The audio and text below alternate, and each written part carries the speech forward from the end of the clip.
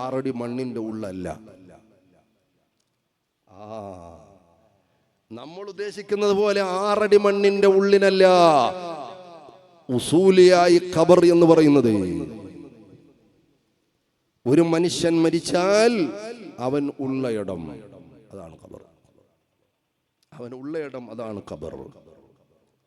ആ ജീവിതത്തെക്കുറിച്ച് ബർസഖിന്റെ ജീവിതം, ആ ലോകത്തെക്കുറിച്ച് ആലമുൽ ബർസഖ്. അപ്പോൾ ഒരാളെ അടക്കിയില്ല, വെളിയിൽ വെച്ച് എത്രയോ മമ്മികളുണ്ട്, അടക്കാത്ത ബോഡികളുണ്ട്, അവർക്ക് ഖബർ ശിക്ഷയില്ലേ? ഫിറഔൻ ഉൾപ്പെടെ കരയിലാണുള്ളത്, ഖബറിലല്ല. ഫിറഔന്റെ ബോഡി ഉൾപ്പെടെ അള്ളാഹുവിന്റെ ഖുർആൻ പ്രവചിച്ചതനുസരിച്ച് ഇപ്പോഴും മ്യൂസിയത്തിലാണുള്ളത്. അപ്പോൾ ഖബർ ശിക്ഷയില്ലേ? എന്താണ് സഹോദരങ്ങളെ? എടാ, ഒരു മനുഷ്യൻ മരിച്ചു കഴിഞ്ഞാൽ അവൻ ബർസഖിന്റെ ലോകവുമായി ബന്ധപ്പെടുന്ന സ്റ്റാർട്ടിംഗ് പോയിന്റ് ആണ്. പിന്നെ അള്ളാഹു അവൻ അനുഭവിക്കുന്ന ലോകം, അവൻ നേരിടുന്ന രംഗങ്ങൾ, ഇതൊന്നും ഒരു മനുഷ്യന് കാണാൻ സാധ്യമല്ല. ഒരു മനുഷ്യനും കാണാൻ സാധ്യമല്ല. ആ മയ്യത്ത് കരിഞ്ഞ് ഭസ്മമായി പോയാലും, ആ മയ്യത്ത് ഒരു മിഷന്റെ ഇടയിൽ കുടുങ്ങി ചതഞ്ഞെറിഞ്ഞു പോയാലും, ഒരു മയ്യത്ത് മത്സ്യം വിഴുങ്ങിപ്പോയാലും, ഒരു മയ്യത്ത് പൊട്ടിത്തെറിച്ചു പോയാലും ഖബറിന്റെ ലോകമുണ്ട്, ബർസഖിന്റെ ലോകമുണ്ട്. നമ്മൾ വിചാരിച്ചതുപോലെ ഖബറിൽ വെക്കുമ്പോൾ മാത്രമാണ് മുൻകറിന് കയറി വരുന്നത് എന്ന്, ഖബറിൽ വെക്കുമ്പോഴാണ് മുൻകറിന് കയറി വരുന്നതെന്ന് ഒരിക്കലുമല്ല മുഅ്മിനേ, ഒരിക്കലുമല്ല. അത് മരണം കഴിഞ്ഞൊരു നിശ്ചിത സമയമെത്തിയാൽ മുൻകറും വരും, നക്കീറും വരും, കഥാ ഖബറിന്റെ ശിക്ഷയും കാണും, എല്ലാ വേദനകളും അവൻ അനുഭവിക്കും. സ്വർഗീയ അനുഭൂതിയുള്ള ഒരാളാണോ അങ്ങനെ മരണപ്പെട്ടു പോയത്, അയാൾക്ക് സ്വർഗത്തിന്റെ അനുഭൂതിയും ലഭിക്കും.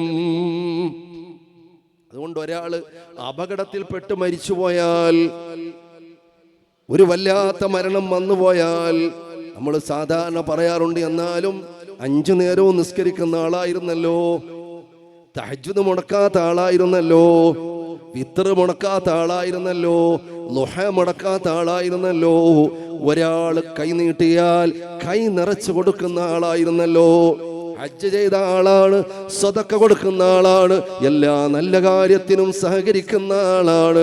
ഒരാളിന്റെ മുഖത്ത് നോക്കി ഒന്ന് ദേഷ്യപ്പെട്ടിട്ട് പോലുമില്ല, പുഞ്ചിരിച്ച് നടന്ന ആളാണ്. എന്തു പറ്റി? ആ മയ്യത്തൊന്ന് അടക്കാൻ പോലും കിട്ടിയില്ലല്ലോ. നമ്മുടെ ആശങ്കയാണ്, ഈമാൻ കുറഞ്ഞ നമ്മുടെ ആശങ്കയാണ്. അള്ളാഹു അയാളുടെ ജീവിതം എങ്ങനെയാണോ അതിനനുസരിച്ച് ഈ ലോകത്തൊരു വേദനയോടുകൂടിയുള്ള പ്രയാസമുള്ള മരണമാണെങ്കിൽ അദ്ദേഹത്തിന്റെ ദറജ വർദ്ധിപ്പിക്കും. അപ്പൊ ചിലർ പറയും, ഉസ്താദ് എന്നാലും ഈ പോസ്റ്റ്മോർട്ടം എന്നൊക്കെ പറയുമ്പോൾ ഭയങ്കര ഒരു ബേജാറല്ലേ? നമ്മൾ സാധാരണ ചിന്തിക്കാറുണ്ടല്ലോ, ഒരു അപകടം പറ്റിയാലൊക്കെ മുഅ്മിനായൊരു മനുഷ്യന് അപകടം പറ്റിയാൽ ദറജയുണ്ട്, രക്തസാക്ഷിയുടെ കൂലി കിട്ടുന്ന അവസ്ഥകളുണ്ട്, ഒക്കെ ഉണ്ട്. എന്നാൽ ഈ പോസ്റ്റ്മോർട്ടത്തിന്റെ കാര്യം അതിനും ദറജയുണ്ട്. നിങ്ങൾ എന്തിനാ ബേജാറ്? അള്ളാഹുവിന്റെ ബർസഖിന്റെ ലോകത്തേക്ക് എത്തുന്ന അള്ളാഹു ഉടമസ്ഥനായ റബ്ബ് ഏറ്റെടുത്ത കാര്യമാണ്. നിങ്ങൾ ബേജാറാണ്ട കാര്യമില്ല. ഒരുപക്ഷെ അള്ളാഹു ആ പോസ്റ്റ്മോർട്ടത്തിലൂടെ വലിയ ദറജകളാണ് കൊടുത്തിട്ടുള്ളതെങ്കിലോ, ഒരു ഉദാഹരണം ഞാൻ പറയാം.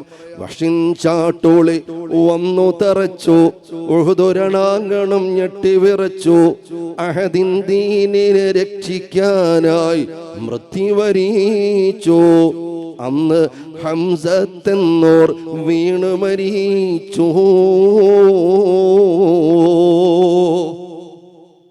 വഹ്ശിയുടെ ചാട്ടുളി വന്ന് അതാ കള്ളക്കളി നടത്തി വധിച്ച മഹാനായ ഹംസത്തുൽ കറാർ റളിയല്ലാഹു തആല അൻഹു ഷഹീദ എന്ന് മാത്രമല്ല, ഇന്നുള്ളൊരു പോസ്റ്റ്മോർട്ടത്തെക്കാൾ വലിയൊരു പോസ്റ്റ്മോർട്ടമാണ് ഹംസത്തുൽ കറാർ തങ്ങൾ ചെയ്യുന്നത്. വെട്ടിപ്പിളർക്കുകയാണ്. ഇന്നത്തെ പോസ്റ്റ്മോർട്ടം ചെറുതായിട്ടൊന്ന് കയറിയിട്ട് ആവശ്യമായതൊക്കെ മാത്രമേ ഒന്ന് വരഞ്ഞിട്ട് ഒരു റിപ്പോർട്ട് എഴുതി കൊടുക്കലാണ്, വലിയ പണിയൊന്നുമില്ല. പക്ഷേ ഹംസത്തുൽ കറാർ റളിയല്ലാഹു തആല അൻഹുവിനെ വെട്ടിക്കീറിയത് കണ്ടിട്ട് അള്ളാഹുവിന്റെ റസൂലിന്റെ സങ്കടമൊന്ന് ചിന്തിക്കുന്നതിനും അപ്പുറത്തായിരുന്നു. വെട്ടിപ്പൊളന്ന് മാത്രമല്ല, 2 പീസാക്കിയെന്ന് മാത്രമല്ല, ഹംസത്തുൽ കറാർ തങ്ങളുടെ നെഞ്ചും കൂടിന്റെ അകത്തേക്ക് കൈയിട്ട് പിടക്കുന്ന ആ പച്ചക്കരൾ പറിച്ചെടുത്തു. ഹിന്ദെന്ന് പറയുന്ന പെണ്ണിന് കൊടുത്തു ചവച്ചു തുപ്പിയ ജീവിതത്തിൽ ഒരു ചരിത്രത്തിൽ ഒരു കറുത്ത അധ്യായമുണ്ട്. പവർ കുറഞ്ഞോ? സയ്യിദുന ഹംസത്തുൽ കറാർ, ലോകം മൊത്തം തള്ളിയെത്തിയില്ല. ഹംസ തങ്ങളുടെ പേര് പറയാത്തൊരു മിമ്പർ ഉണ്ടോ? ഞാൻ ഇന്നലെ ഖുത്ബ ഓതിയപ്പോൾ ആ പേര് പറഞ്ഞു ആളുകൾ തള്ളിയെത്തിയല്ലേ. ഇന്ന് ശനിയാഴ്ചയല്ലേ? ഇന്ന് ശനിയാഴ്ചയല്ലേ? ആ, പവർ പറഞ്ഞോ? ഞാൻ ചോദിക്കുന്നതാണ്. വെട്ടി കീറി കരള് ആ മയ്യത്ത് വികൃതായി. അതൊന്നുമല്ല. അള്ളാഹ് നോക്കുക, അള്ളാഹിൻ്റെ അടുത്ത് അതിന് തെരഞ്ഞു കൊടുത്തേയുള്ളൂ. അപ്പൊ അതുകൊണ്ട് ഇനി അങ്ങനെ ചിന്ത വേണ്ട. ജീവിതം എങ്ങനെയാണോ? ജീവിതത്തിൽ ഒരിക്കൽ പോലും നിസ്കരിക്കാത്ത ഒരാള് ഞാൻ നിസ്കരിച്ച് കണ്ടിട്ടില്ല. അയാൾ മരിച്ചത് 17-ാം രാവിലാണ്. നിങ്ങൾ എന്തു പറയും? ഞാൻ ഈ പറഞ്ഞ രൂപത്തിൽ ജീവിച്ച സൂക്ഷ്മതയുള്ള ഒരാള് പഠിച്ചവനെ നിസ്കരിച്ച് തസ്ബീഹായിട്ട് വെളിയിൽ പോയത്. ആ വണ്ടി ഇടിച്ച് അവിടെ തന്നെ അടക്കാൻ പോലും പറക്കി കൂട്ടിയെടുത്താണ്. ഇല്ലാത്ത മരണം. ചിലപ്പോൾ നിങ്ങൾക്ക് ഏതാണോ ഇഷ്ടമില്ലാത്ത സമയം ആ സമയത്താണ് മരിച്ചതെന്ന് കൂട്ടി. എനിക്ക് ചൊവ്വാഴ്ച ഏതാണെന്ന് വെച്ച ദിവസം കൂട്ടിക്കോ, സമയം കൂട്ടിക്കോ. ഞാൻ 5 വർഷം പഠിച്ച തിരുവനന്തപുരം ജില്ലയിൽ പോത്തങ്കോട് എന്ന് പറയുന്ന ഒരു പ്രദേശത്ത് ഞാൻ പഠിച്ച ദാറുൽ ഉലൂം അറബി കോളേജ് ബഹുമാനപ്പെട്ട ആനാരി അബ്ദുറഹീം അഹ്സനി ഉസ്താദ്, പകരി ഉസ്താദിൻ്റെ ശരീക്കായിരുന്ന ആനാരി അബ്ദുറഹീം അഹ്സനി ഉസ്താദ് ഇന്നലെയും വിളിച്ചിട്ടുണ്ട്. മാഷാ അല്ലാഹ്, അള്ളാഹു ആഫിയത്തുള്ള ദീർഘായുസ്സ് കൊടുക്കട്ടെ. അമീൻ പറഞ്ഞോളി. ഉസ്താദ്മാർക്ക് നമുക്ക് കൊടുക്കാൻ പറ്റുന്ന ഒരു ഏറ്റവും വലിയ ഒരു ഇതാണല്ലോ ദുആ. അള്ളാഹു നമ്മുടെ ഉസ്താദ്മാർക്കൊക്കെ ആഫിയത്തുള്ള ദീർഘായുസ്സ് കൊടുക്കട്ടെ. അവിടെ ഉണ്ടായിരുന്നു ആ സ്ഥാപനത്തിൻ്റെ ബാനിയായ അബ്ദുള്ള മുൻഷി എന്ന് പറയുന്ന സഹോദരൻ. അത്ര സൂക്ഷ്മതയുള്ള ഒരാളിനെ ഞാൻ എൻ്റെ ജീവിതത്തിൽ കണ്ടിട്ടില്ല. കോളേജിൻ്റെ മുമ്പിൽ ഒരു പള്ളിയുണ്ട്. ആ പള്ളി വന്ന് തുറക്കുന്ന അദ്ദേഹമാണ്. സുബഹിക്ക് മുമ്പ് പള്ളി തുറന്നാൽ ദുഹാ നിസ്കരിക്കാതെ പോയിട്ട് 5 വർഷത്തിൽ ഞാൻ ഒരു വട്ടം കണ്ടിട്ടില്ല. പത്രം പള്ളിയുടെ ഉള്ളിൽ വെച്ച് വായിക്കുന്നതിന് മൂപ്പരെതിരാണ്. ജീവിതത്തിൽ ഒരു തവണ ബാങ്കിൽ കാലുകുത്തിയിട്ടില്ല. കാലുകുത്തിയെന്ന് വിചാരിച്ചപ്പോൾ ആള് മോശം അങ്ങനൊന്നുമല്ല. ഞാൻ പോയിട്ടുണ്ട് ബാങ്കിൽ, എല്ലാവരും പോയിട്ടുണ്ടാവും. പോകാതിരിക്കാൻ പറ്റൂലല്ലോ. ഈ സർക്കാരുള്ളപ്പോൾ ബാങ്കിൽ പോകാതിരിക്കാൻ പറ്റൂലല്ലോ അല്ലേ? പോയെങ്കിലേ പറ്റുള്ളൂ. എൻ്റെ പ്രിയപ്പെട്ട സഹോദരങ്ങളെ, പക്ഷേ ഇദ്ദേഹത്തിന് സൂക്ഷ്മതയുള്ള ജീവിതത്തിൽ ബാങ്കിൽ പോയിട്ടില്ല. സ്ഥാപനത്തിന്റെ പൈസ ഒരു പെട്ടിയിലാക്കി പഴയ കാലത്തെ പോലെ കട്ടിലിനടിയിൽ വെച്ചിരുന്നു. ഒരു ദിവസം കള്ളം വരെ കൊണ്ടുപോയ സംഭവമുണ്ട്. മുൻഷിയായിരുന്നു അദ്ദേഹം, അറബി മുൻഷിയായിരുന്നു. അദ്ദേഹത്തിന്റെ ടീച്ചർ ദർസിൽ നല്ലതുപോലെ കിതാബ് ഓതിയ ആളാണ്. അപ്പോൾ ഇദ്ദേഹത്തിന് കോളേജിൽ പഠിക്കണമെന്ന് തോന്നി. ഇങ്ങനെ മുൻഷിയാകാനുള്ള ഒരു സാഹചര്യം കിട്ടി. ഉസ്താദ് പറഞ്ഞു, പൊയ്ക്കോ, കുഴപ്പമൊന്നുമില്ല, ഷിയാർ വിട്ടുപോകരുത്. നമ്മൾ ഉസ്താദ്മാരൊക്കെ പറയുന്ന പോലെ വേഷം വിട്ട് കളിക്കരുത്, കോലം മാറിപ്പോകരുത്, പഠിച്ചോളൂ, മാഷായിക്കോളൂ, വിദ്യാഭ്യാസം സമ്പാദിച്ചോളൂ, ഇസ്ലാമിനെതിരാവരുത്, വേഷം വിട്ട് കളിക്കരുത്. അദ്ദേഹത്തിൻ്റെ നല്ല മനോഹരമായ തലയിൽ കെട്ടില്ലാത്തൊരു രൂപം ഞാൻ കണ്ടിട്ടില്ല. ചുബയും തലയിൽ കെട്ടും, നല്ല വാലുള്ള തലയിൽ കെട്ടും. പറഞ്ഞു വരുന്നത്, ഇദ്ദേഹം ഒരു പനിയായിട്ട് പോലും ഹോസ്പിറ്റലിൽ അഡ്മിറ്റ് ആയിട്ടില്ല. ഞാൻ പറഞ്ഞല്ലോ, അദ്ദേഹം നടക്കുന്നത് തല ഇങ്ങനെ കുനിച്ചിട്ടാണ്. അതുകൊണ്ട് നിസ്കരിക്കാൻ നിൽക്കുമ്പോഴും മുതുകിങ്ങനെ വളഞ്ഞിട്ടാണ്. ഇങ്ങനെ വല്ലാത്തൊരു ഭയഭക്തിയോടുകൂടി കാണാനുണ്ട്. സുബ്ഹാനല്ലാഹ്. ഞാൻ ഓർക്കുകയാണ്, ചില കിതാബുകളൊക്കെ ഇങ്ങനെ നമ്മളിങ്ങനെ എടുത്ത് നോക്കുന്ന സമയത്ത് അദ്ദേഹം ഇങ്ങനെ വന്നിട്ട്, കിതാബ് കിട്ടുന്ന ആളാണ് കേട്ടോ, വെറും മുൻഷിയല്ല, കിതാബ് കിട്ടുന്ന ആളാണ്, സുന്നത്ത് ജമാഅത്തിന്റെ അഖീദയുള്ള മുൻഷിയാണ്. അദ്ദേഹം ഇങ്ങനെ എടുത്തിട്ട് ചിലപ്പം പൊട്ടിക്കരയും. ഞാനിന്ന് ഓർക്കുന്നു, മുഅ്ജമുൽ മുഫ്രിസ് അൽഫാദുൽ ഖുർആനുൽ കരീം എന്ന് പറഞ്ഞിട്ട് ഒരു ഖുർആനിന്റെ ഇൻഡെക്സ് ഉണ്ട്.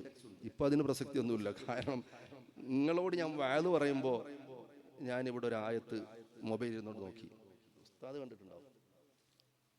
നിങ്ങളോട് വഅദ് പറഞ്ഞപ്പോൾ ഞാനൊരു ആയത്തിന്റെ പൂർത്തീകരണം കിട്ടാൻ വേണ്ടി വഅദ് പറഞ്ഞുകൊണ്ടിരിക്കുന്ന സമയത്താ, വഅദ് നിങ്ങൾ ശ്രദ്ധിച്ചിട്ടുണ്ടാവില്ല, ഞാനത് നോക്കിയിട്ടാണ് ഓതിയത്.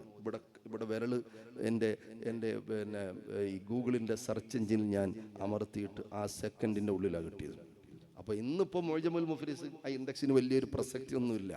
അന്ന് ഈ സംഭവം ഒന്നും ഇല്ലാത്തൊരു സമയത്ത്, ഒരു 20-26 വർഷത്തിന് മുമ്പുള്ള കാര്യമാണ് പറയുന്നത്, 20-25 വർഷത്തിന് മുമ്പുള്ള കാര്യമാണ് പറയുന്നത്. എൻ്റെ പ്രിയപ്പെട്ട സഹോദരങ്ങളെ, അദ്ദേഹം ഈ കിതാബ് എടുത്തു വെച്ചിട്ട് പൊട്ടിക്കരയാണ്. കാരണം എന്താണ് ആ കിതാബ്? ഖുർആനിലെ ഒരു വാക്ക് നമുക്ക് ഓർമ്മയുണ്ടെങ്കിൽ ആ ആയത്ത് കണ്ടുപിടിക്കാം. ഒരായത്തിന്റെ അതിലൊരു അല്ലാ എന്ന് മാത്രമേ ഓർമ്മയുള്ളൂ. എന്നാൽ അല്ലാ എന്ന് പറയുന്ന പദം എത്ര ഖുർആനിലുണ്ട്, അതിന് പ്രത്യേക ഒരു അധ്യായമുണ്ട്.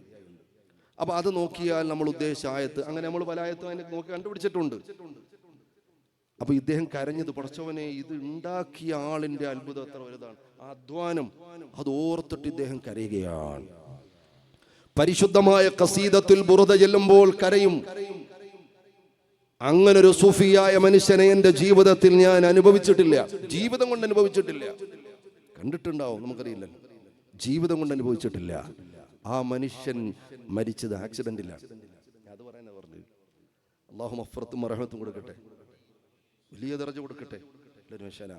സുബ്ഹാനല്ലാഹ്. ഈ മനുഷ്യൻ പരിശുദ്ധമായ റമദാൻ 13 14 ഡേറ്റ് ഞാൻ ഓർക്കുന്നില്ല, തറാവീഹ് നിസ്കാരം കഴിഞ്ഞ്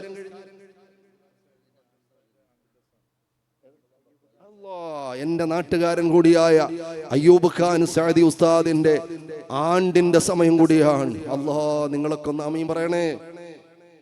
കാസർഗോഡുള്ള പ്രിയപ്പെട്ട ഉസ്താദുമാരാണ് ആവേശത്തോടെ എന്റെ നാട്ടുകാരനെ കുറിച്ച് ഓർമ്മപ്പെടുത്തിയത്. അസ്തഗ്ഫിറുല്ലാഹ്, ഞാനത് വിട്ടുപോയി. എനിക്ക് ആ ഉസ്താദിനോട് പ്രത്യേകമായ ബന്ധമുണ്ട്. കാരണം എന്റെ ശൈഖുന ബദറുൽ ഉലമാ വി എ ശംസുദ്ദീൻ ഉസ്താദ് അവറുകൾ ഹഫിളഹുല്ലാഹു വറഅ തവ്വലല്ലാഹു ഉംറഹു മഅ സിഹത്തി വൽ ആഫിയ. ഇപ്പോൾ ഉസ്താദ് വിദേശത്താണ്. കരുനാഗപ്പള്ളി ജാമിഅ ബയ്യിനാത്ത് എന്ന് പറയുന്ന പ്രൗഢമായ ഒരു സ്ഥാപനത്തിന്റെ ചെയർമാനാണ്. ആ ശൈഖുന ഉസ്താദ് അവറുകൾ അടുത്താണ് പ്രധാനമായും ഈ പറഞ്ഞ അയ്യൂബ് ഖാൻ സഅദി ഉസ്താദ് പഠിച്ചത്. ആ ഉസ്താദിന്റെ ശിഷ്യനാണ്, പ്രധാനപ്പെട്ട ഉസ്താദ് ശംസുദ്ദീൻ ഉസ്താദാണ്. അല്ലാഹുവേ, പടച്ചവനെ, നാട്ടുകാർക്ക് ഏറെ പ്രിയപ്പെട്ട ആളാണ്, കേരളത്തിനേറെ പ്രിയപ്പെട്ട ആളാണ്. നീ മഗ്ഫിറത്ത് നൽകണേ അല്ലാ, മർഹമത്ത് നൽകണേ അല്ലാ, ഖബർ വിശാലമാക്കണേ അല്ലാ, സ്വർഗീയ ആരാമമാക്കണേ അല്ലാ, സ്വർഗ പൂങ്കാവനമാക്കണേ അല്ലാ, സ്വർഗത്തിന്റെ ഉദ്യാനമാക്കണേ അല്ലാ, ഖബർ നീ പ്രവിശാലമാക്കണേ അല്ലാ. അത്ര വലിയൊരു ദായി വേറെ ഏതാണ്? എങ്ങനെയാ വഫാത്തായത്? അതാ ഉസ്താദ് പറയാനുള്ള കാരണം. എങ്ങനെയാ വഫാത്തായത്? അപ്പൊ അതുകൊണ്ട് ആക്സിഡന്റ് ആണോ, കരിഞ്ഞു പോയതാണോ, അപകടത്തിൽപ്പെട്ടതാണോ? മക്കത്തുൽ മുക്കറമയിലെ ആ മരിച്ച മയ്യത്തൊക്കെ കണ്ടാൽ നമ്മൾ ബോധം കെട്ട് വീഴും. അവിടെയുള്ള ആ ക്രെയിൻ വീണിട്ട് മരിച്ച മയ്യത്തുണ്ടല്ലോ, പെട്ടെന്ന് മാറ്റിക്കളഞ്ഞു. കാരണം ഒരാൾക്ക് കാണാൻ പറ്റൂലല്ലോ. പവർ പറഞ്ഞോ, അവരെക്കാൾ വലിയ ഭാഗ്യം കഅബയുടെ തിരുമുറ്റത്ത് അങ്ങനെ ഷഹീദാകാൻ ഭാഗ്യം കിട്ടിയവരെക്കാൾ വലിയ ഭാഗ്യം വരെ ആർക്കാണ്? അത് പറയുമ്പോൾ മറ്റൊരു നഈമിയെ കൂടി ഞാൻ ഓർക്കുകയാണ്. സുൽഫിഖർ നഈമി പരിശുദ്ധമായ ഹജ്ജിന്റെ വേളയിൽ തിരക്കിൽപ്പെട്ട് വഫാത്തായി പോയ പ്രിയപ്പെട്ട സുഹൃത്ത്. അല്ലാഹുവേ, മഗ്ഫിറത്ത് കൊടുക്കണേ അല്ലാ. അപ്പൊ ഇദ്ദേഹം ഇങ്ങനെ 13 14 നോമ്പ് പിടിച്ച് ക്ഷീണിതനായി തറാവീഹ് നിസ്കാരം കഴിഞ്ഞ് വിത്ർ കഴിഞ്ഞ് കയ്യിലൊരു കുട്ടി ഉണ്ടായിരുന്നു, ചെറിയൊരു മോനുണ്ടായിരുന്നു. ഈ പറഞ്ഞ സ്ഥാപനത്തിന്റെ തൊട്ടടുത്താണ് വീടുണ്ടായിരുന്നത്. ചെറിയ മഴയുള്ള സമയമായിരുന്നു. അവിടുന്ന് വുളു ഉണ്ട്, പള്ളി അടച്ചു, കയ്യിൽ തസ്ബീഹ് ഉണ്ട്. ആ ദിക്റും ചൊല്ലി നല്ല മുതബറക്കായ രൂപത്തിൽ ഇങ്ങനെ നടന്നു പോകുമ്പോഴാണ് ഒരു മദ്യപിച്ചിലക്ക് കെട്ട് വന്നൊരു വാഹനം, അതാ വണ്ടി ഓടിച്ച ഒരാള് വാഹനം കൊണ്ടിടിച്ചത്. അല്ലാ, പോകുന്ന വഴിക്ക് തന്നെ ഷഹീദായിട്ടുണ്ട്. അപ്പൊ ഞാൻ പറഞ്ഞു വന്നത്, 17 രാവിലെ നിസ്കാരം ഇല്ലാത്ത ഒരാൾ മരിച്ചാൽ അത് വകുപ്പ് വേറെ. നല്ല റാഹത്തിലായി ചിരിച്ചോണ്ടാ മരിച്ചത്, അത് നമുക്ക് ചിരിയാവാം. എന്റെ പ്രിയപ്പെട്ട സഹോദരങ്ങളെ, അത് റബ്ബിന്റെ അടുത്തുള്ള കാര്യമാണ്. പക്ഷേ ഒരു മുഅ്മിനായ മനുഷ്യൻ പരിക്കുകളോടെയാണ് മരിക്കുന്നതെങ്കിൽ അവന് വലിയ ദർജയാണ്, ഭാഗ്യമാണ്, തൗഫീഖാണ്. അല്ലാഹു വലിയ ദർജ കൊടുക്കും. ഹംസത്തുൽ ഖറാർ റളിയല്ലാഹു തആല അൻഹുവിന്റെ അടക്കമുള്ള സംഭവങ്ങൾ അതാണ് നമ്മെ ഓർമ്മപ്പെടുത്തുന്നത്. അതുകൊണ്ട് നമ്മൾ ആ സ്കെയിൽ വെച്ച് അളക്കരുതേ എന്നാണ് ഞാൻ സന്ദർഭോചിതമായി പറഞ്ഞത്. പരലോകത്തിലേക്ക് ഒന്ന് എത്തി നോക്കി നമുക്ക് ദുആ ചെയ്ത് പിരിയാം. അല്ലാഹു തൗഫീഖ്